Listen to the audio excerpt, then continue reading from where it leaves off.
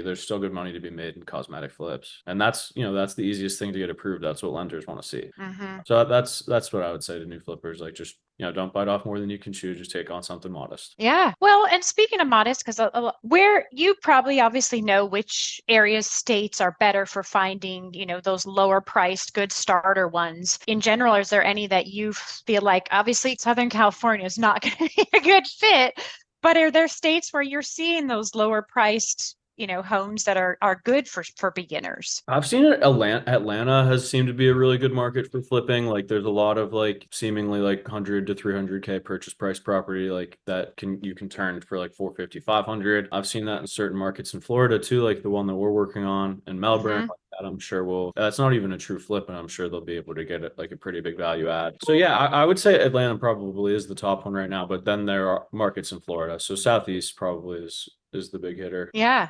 and people don't believe me that they challenge me when I say that properties do exist for, 150, Mhm. 200,000. They challenge me every time, but I've seen it happen. You've seen it happen. Yeah. They are there. It's just finding them, and I think that's the biggest struggle because a lot of people just look on the MLS. Well, those disappear in seconds, so sometimes that's not always your best resource for finding properties. What do you, and we kind of touched on this as well. Let's talk about DSCR because that's the big buzzword, and a lot of people don't quite fully understand what a DSCR loan is. And a lot of people are like, well, why is there that 25% down payment? Why couldn't I get 90% leverage? I would love to hear from you why those numbers just don't make sense if you get 90% leverage. Well, in most cases, it's not going to DSCR. So like your DSCR is Right. your service coverage ratio, and for us, like we have to have that number at 1.15 or greater. But like that's not the entire reason we can't go to that Hmm. leverage either, though. Like we just